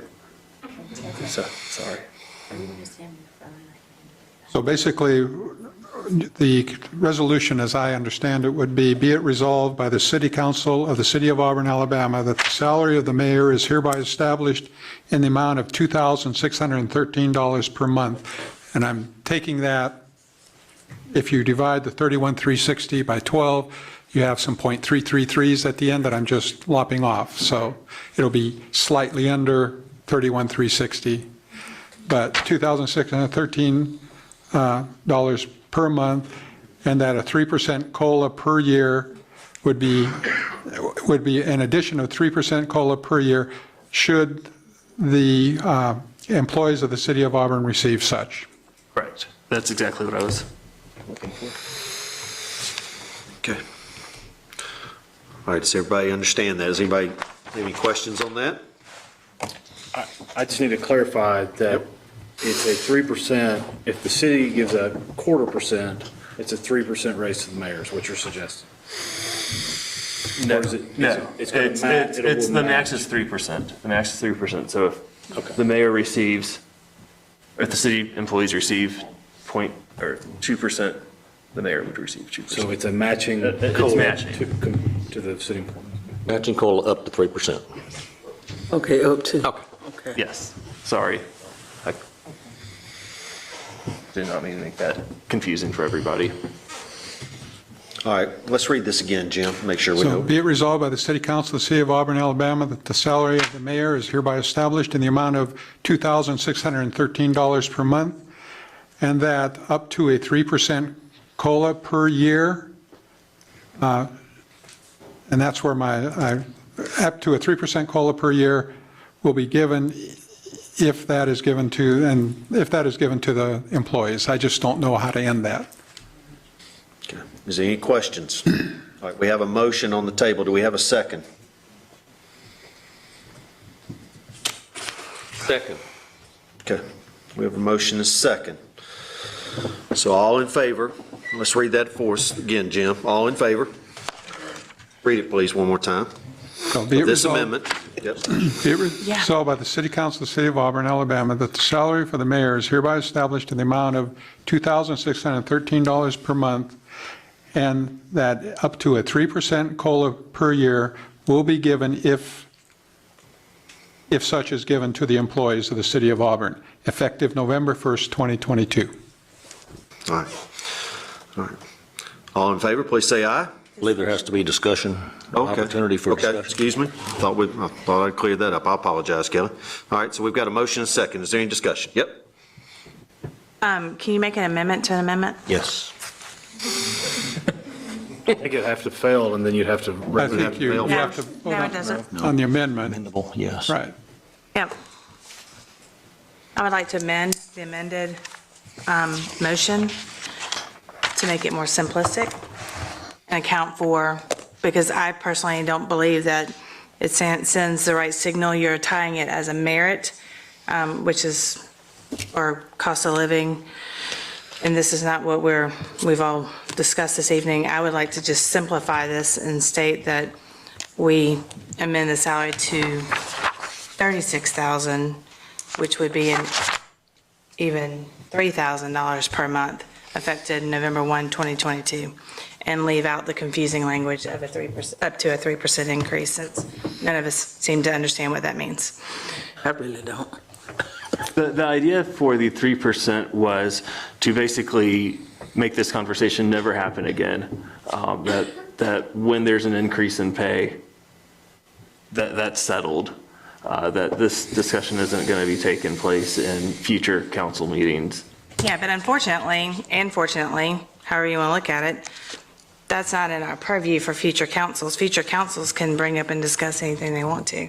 So putting that language in there doesn't negate a future council wanting to, in essence, decrease the salary of the mayor. Sure. I don't agree with giving a 3% COLA to politicians that run and get elected. I think that's for the city employees that are working day to day to make a living, and that's their only job. Got Mr. Bruno back here who's, how many years you have in city government? City government, Yes, sir. a total of 7. And then I worked for federal government 2 years. And I was in private building.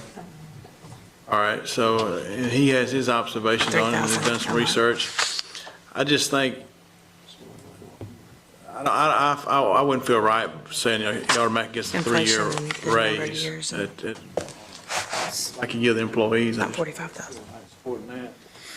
And there again, I go back to 36,000 is fine, if that's what everybody wants, I can go along with that. But however, I think it's a shame if Phoenix City can pay their mayor's position 35, we can't even pay ours 45. I think you got to look at what the market is rating, and I think you need to reward our mayor's position the same way. Like I said, it ain't nothing, it's nothing to do with Ron being the mayor. Anybody can be the mayor next time. Any other comments? All right, so just want to make sure we handle this right. Love to ask that question, but I want to be right. So we've got an amendment to an amendment, correct? All right. Does everybody understand the Second Amendment? That has nothing to do with our Constitution. I'm not sure I understand. So there was an amendment to reduce the salary to $26.13 plus a 3% COLA. That now is being amended to say 3,000 per month, period. 3,000 and no COLA. Correct. That's exactly right. All right. So That needs a second. I'm not sure it's an amendment to an amendment. I think those are two separate amendments. So do we need to vote on them separately, No. since we've had a motion for them? Because the First Amendment, there is a motion and a second, correct? Yes, For that's correct. simplicity's sake, let's, Yes. fine, but you can. Hey, we're treading in new territory here. Somebody Right. help me out. Robert's rules does allow for an amendment to an amendment. So it supersedes it then? I suppose that'd be the first one you vote on, and then if that doesn't pass, then you go back to the original amendment. Okay, all right, Correct. okay. All right, so based on what I understand, and through our good counsel, we have an amendment to amendment, and we have, Beth, would you repeat that motion again, please, Ms. Whitten? Sure, effective November 1, 2022, the salary of the mayor will be $3,000 per month, period. All right, we have a motion. Is there a second? Second. All right, is there any discussion on this? So the 3,000, that calculates to the 36? 36,000 a year. Any discussion? or I question? just have a question for Yes. Councilman Dixon. Are you comfortable with this process? Yes. Okay, all right, thank you. We have a motion and a second. All right, everybody understand what we're voting on? Everybody clear? We voting to amend the amendment. Yes, you're That voting. what we're doing? You're voting on what Ms. Whitten is, her resolution. Okay, But if this resolution passes, we're passing, paying the mayor's position $3,000 per month. that's exactly right. If this passes, all right? That supersedes the original But resolution. right now, it's the amendment. That is an amendment, okay. All right. Everybody ready? All right, we've got a motion and a second. All in favor, please say aye. Aye. Any opposed? Nay. Hey. Let's do a roll call. Johnson, No, ma'am. Dixon, No. Griswold, No. Hovey, No. Parsons, No. Smith, Yes. Taylor, No. Witten, Yes. Anders. Abstain. Okay, so that fails. So we're back to the original motion then, Mr. Now you're Buxton? back to The amendment, okay. Councilman Dixon's amendment. Okay. All right.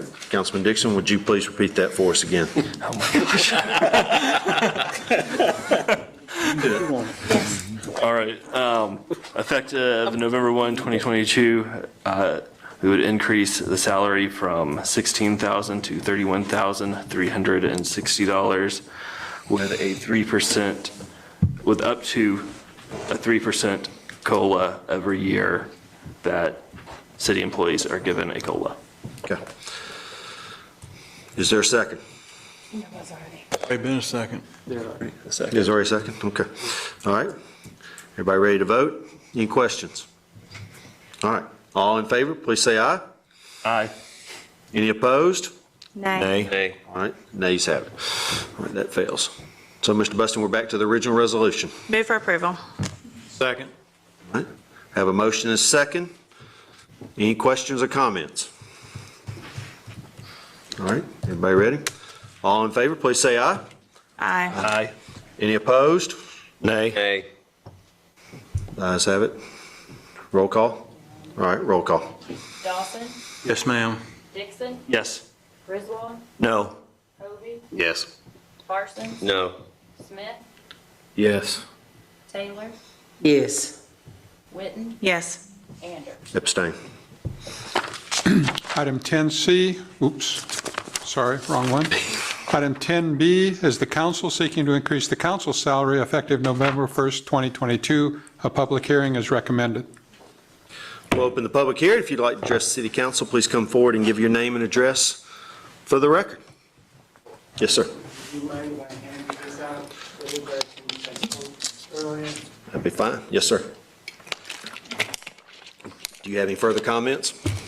No other comments. Okay.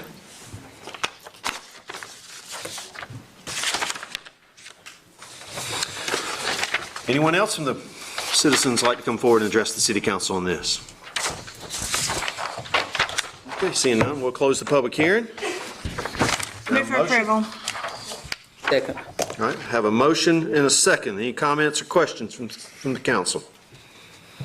I have a procedural question. Yes, sir. You chose to abstain since it involved you. How are the rest of us supposed to vote if it's going to involve all of us? That was my choice, Mr. Griswold. I felt like that it was important for me to state my intentions for the future, and it was the right thing to do to not participate in that, so. All right. Thank you for making sure everybody noticed that. I'm sure they weren't paying attention, but they did, so thank you. Now, there's no doubt that there are people up here that will benefit by this vote. That's my only comment. So do just the mayor vote for this one? That's pretty good, Connie. That's pretty good. Good for That's you. pretty good, Connie. Well, thank you. All right. Are there any other real comments from the council, or questions, or thoughts? I had, I guess, a very similar thought with what I had with the mayor. Same thing with the council. I'll erase my 3% COLA thing, so that's not confusing. But it's been 16 years since the council has received an increase in pay. So my recommendation is $10,656, and it is based off of the 3%. But okay, that's how I came up with my number. So are you motioning? Yeah, so my motion would be, I believe it's 14, the effective increase would be, it was 14,400. I'm recommending $10,656. $10,050. Okay. All right. Let's continue our discussion before we come back to that amendment. Any other discussion or questions from the council? I think both amounts are too high for the council. I'm against any type of raise for the council, but however, just so you'll know, I might be persuaded if somebody recommended below $10,000 for the council per year. But other than that, I would vote no against it. It may not even matter how I vote, but at least you know where I'm stand on it. Anybody else? I'm a no on this unless we incorporate term limits. And I may move to amend that to a two-term limitation on city council. Would be the only way. Can you say that again? Yes, ma'am. I'm a no on this unless we incorporate term limits for our council members. A decision like that, Mr. Buston, term limits, you're talking about constitutional changes at that Correct. point in time, Yeah. right? Right. Okay. We don't have that purview to make that kind of decision. Okay. Just to inform everybody, I appreciate what you're saying. Yes, sir, Bob. Mr. Mayor, thank you. I just think we've shot a little high. I do agree, again, that an increase in a council member's compensation opens the pool for further interested parties to join in the idea of becoming an elected official. I like that side of things. It's been an eye-opening 12 months up here when oftentimes this council, because of the nature of the city's makeup, which is a city manager, council, government, we spend a great deal of our time approving decisions made by this council, and there's not a lot of work involved in that. We are basically some glorified rubber stampers, if you will, to be somewhat blunt about it. And I can see a place for a raise, given the fact that these static numbers that go on for a long time over the course of time and don't change. I'm just a little uncomfortable that we can choose to double the incoming 2022 council members' salary from what it is now. It just seems a little large for me. That's my discussion. I'm not about to move anything. I kind of sit with you, Chief, on this one, insofar as I don't think I'm going to be able to say yes to the number as it stands, but I'm amenable to an adjustment in this number. Thank you, Mr. Parsons. Anyone else? I appreciate the conversation, and I think we all would agree that we signed up for this as presented and as has been suggested previously. In looking at historical data, and I appreciate Stephen's attempt to try to bring it into a current, a current number or find some way to make some sort of graduated adjustment that probably would have saved some heartburn, here the last few weeks. But after our last resolution and the confusion and seemingly convoluted way to come about a number, I'm not going to be in support of any kind of recommendation or any sort of raise, and that may not have been the case prior to tonight, but I think this certainly deserves a lot more consideration than we can give it off the cuff up here, and I'd like to avoid the back and forth that we just had. Are you suggesting that we postpone this? Nope, that's just a comment. Okay. Anyone else? Okay. Well, yeah, I do have a comment. Sure. I think that it's not unfair to ask for, and I'm not really advocating for myself, because I'm decided as to whether I'm going to run again in 2022. But I would like to see whoever does get in a council position. And I guess it's left up to each council member as to how much time they want to put into being a council member. But I have no problem, because it's been so long that the council actually has gotten a raise from the data that's been presented tonight. So, for the future of whoever gets into this seat, Ward 1, I really would recommend that that the council vote on a raise, because there is a lot of work that has been put in on my part in Ward. And I think that going forward, this same amount of work will probably be put in for the next council in this seat, simply because my vision is that they carry the torch from my hands to theirs. So I have no problem with a variety of people maybe in the future running for Ward 1, because in the past it's only been 2 people, maybe 3, that runs for this seat. Maybe, not compared to the other wards where you had 5, 6, 7 people running for that position. So I would like to see someone actually get a raise to carry out the leadership for Ward 1. And it sounds sort of personal, but it's not really personal. But, I have to also think about the fact that, it may be the salary, the reason why people choose not to run for Ward 1. I don't know if that's the reason. That's not the reason that I ran. I ran because I have a passion, just for being, helping people, or, helping out with whatever the city government needs are. So I vote that my vote would be to let it stand as it is. Okay. All right, any other comments from the council? I'm going to amend the amendment just because,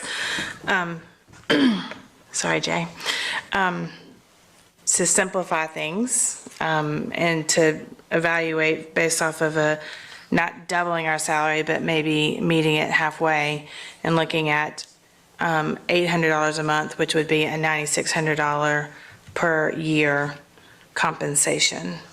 Again, I don't know why we call it a salary, but because it's compensation, not because we are not employees of the city. So my amendment would be to amend the amendment of 10,656 to 9,600, which would equal $800 per month. Second. All right. So any other discussion from the council? We've got a motion and a second on this amendment here. So I'm clear, this is saying 9,600 per year. 800 a month, 96 per year, 9,600 per year, Tommy. All right, $800 a month. All right, any other questions? All right, so Mr. Buston, I want to make sure I'm following along. So we'll consider this amendment from Ms. Witten that we have a second on right now. Okay. I'll retract mine, and I'll support Pro Tem Witten's recommendation. All right. All right, so right now we have one amendment on the table, and we have a second for that. So the amendment is for the city council's salary to go from $7,200 a year to $9,600 a year. Is that correct, Ms. Witt? Correct. Actually, the amendment would be from $1,200 per month to $800 per month. That's the amendment. That's the amendment. Thank you. Thank you, Mr. Buston. That's why I keep looking at you. Let me ask this question, procedural question. If one should abstain from voting, and that cuts you down to 8 people, or 2 abstain, that cuts you down to 7, does the majority of that amount carry the motion? Good question.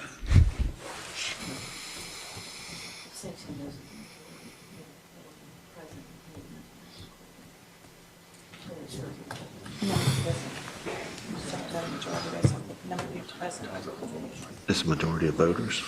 No, it's the majority of the council present. Majority. Right. Not sure. I'd have to look that up. I think the only way you'd have to actually leave the meeting to change the voting. Pardon me? The meeting to change the voting. We have a quorum present at the time the meeting started. To lower the count, have a majority, someone would actually have to leave the meeting, I believe. But he asked if they abstained. Yeah, that's what I don't think I think. But if one of us abstains, there's still got, for this to pass, five members of the council would have to vote in the affirmative. Yes. Even if there's only 8 votes. because one person's sitting out, correct? Well, so the big question would be if 7 of y'all abstained and 1 voted yes, does it pass?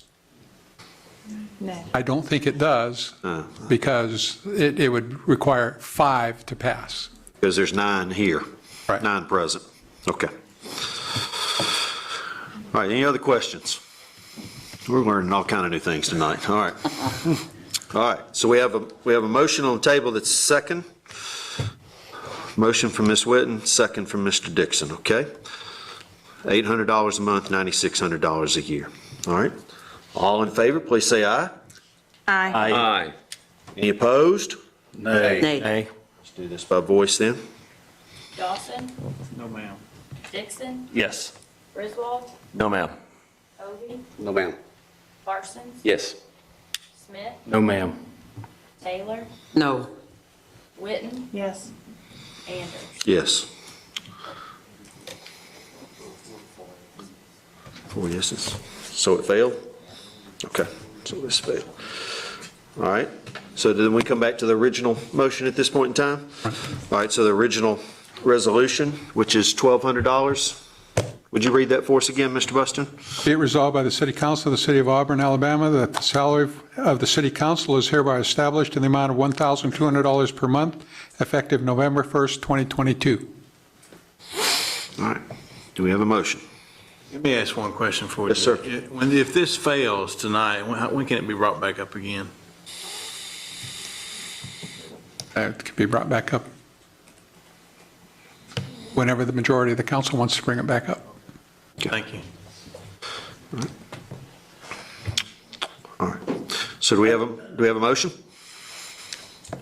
I would like to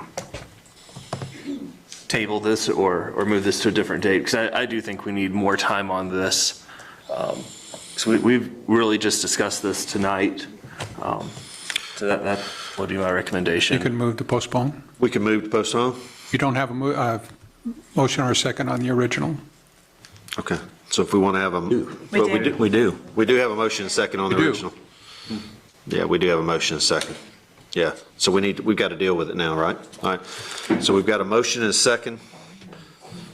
Whoever proposed the motion can withdraw the motion. Is that not correct?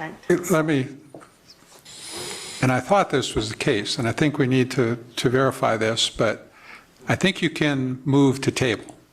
And because I think that always has precedence. And move to table is not any specific date, it just moves to table, basically stays there until somebody brings it back.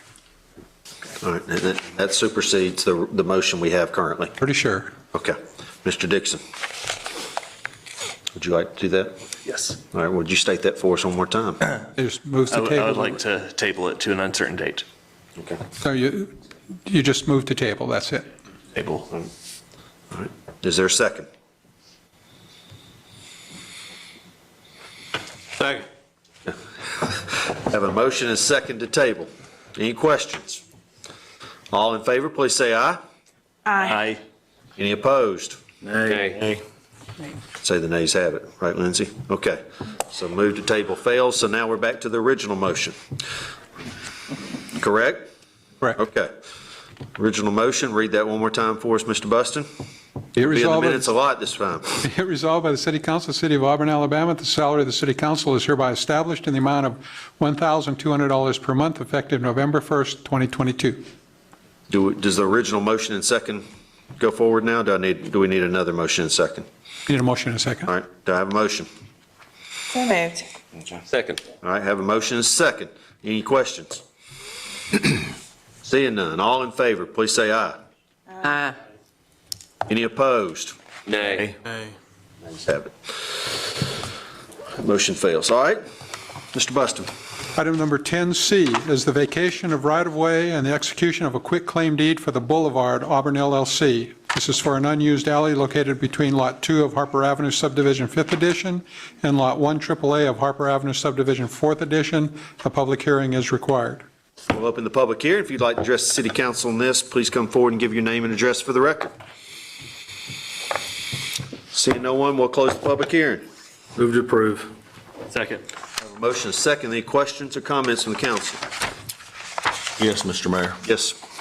The resolution that we're being asked to propose, or approve rather, says, the City Council of Auburn has determined it is in the best interest of the city to vacate a portion of the right-of-way. When y'all drafted this resolution, when the staff drafted this resolution, how did you determine what is it that's in the best interest? What brought y'all to that conclusion? So we don't need that right away. We can't really maintain it. It's between two buildings, or, I mean, it used to be an alleyway. It's not anymore. So. Do you know what they intend to do with it? I don't think anything. No. They're doing another phase of the development, and it's right in the middle of development. It was largely unused prior to now. That's why you'll see 3 actions on this. It's 2 for an alley and 1 for the North Ryan Street right-of-way. Okay, thank you. Any other questions, comments?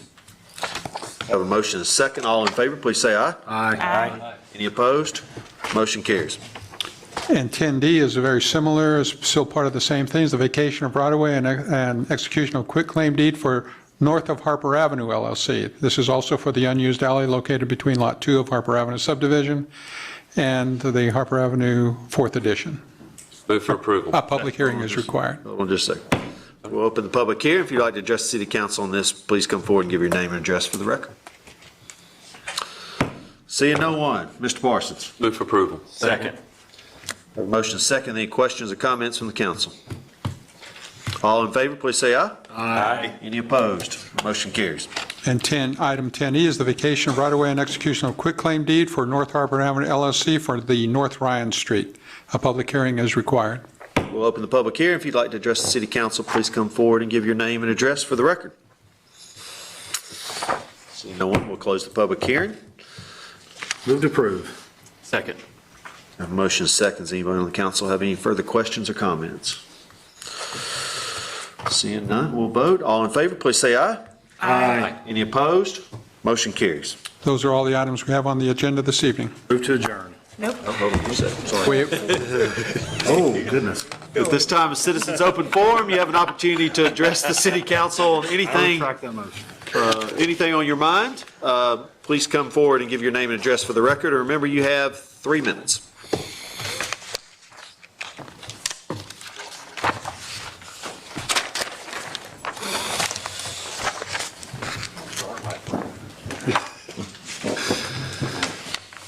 Okay, I'm here tonight to express kudos to the Auburn City employees.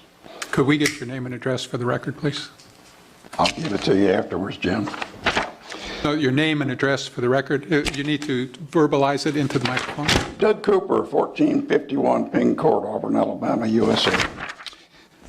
As a preface to my comments regarding our city employees, I believe it's good to share my experience with living and working in other cities. I spent 40 years traveling the United States and over 20 foreign countries working with federal, state, and local governments. And I think it's instructive to find out why some of them worked before some of them didn't work before we talked about why ours worked. Invariably, where it didn't work, all the contracts went to friends of the mayor or the governor or the president. We don't have that here. So as a result, we moved here in 2010, fulfilling a goal to retire in Auburn after I graduated. So in the end of last year, I decided to run for the Homeowners Association. I was successful, and all of a sudden I was bombarded with issues, complaints, and concerns. And it caused me to have to look at our covenants and compare them to the city ordinances. The first issue became dogs off leash. 2 of our residents were attacked by 2 large dogs and they were petrified. I read the city ordinance. I suggested that it be included in the March issue of Open Line, and it was. It took a dry, boring ordinance. If you look at page 2 of Open Line, the person that wrote that did a fabulous job of writing that article. The second issue was a complaint of concrete on lots. I was told this looks like the Auburn version of Stonehenge. So I contacted my friend at Inspection Services, and within 60 hours, he had worked it out with the contractor to have this debris removed. This couldn't have been accomplished anywhere other than Auburn. Then I started looking at public safety issues. I reached out to APD, they reviewed the neighborhood, they made recommendations. We're in the process of implementing their recommendations. This couldn't have happened anywhere else either. And finally, there was excessive speed along Yarborough Farms Boulevard. We didn't have enough speed limit signs. I brought that up. 3 new signs have been installed. This couldn't have happened anywhere else either. In closing, our city employees are simply the best I've ever worked with. We're fortunate to have them working every day to make Auburn an even better place to live. Thank you. Thank you. Thank you.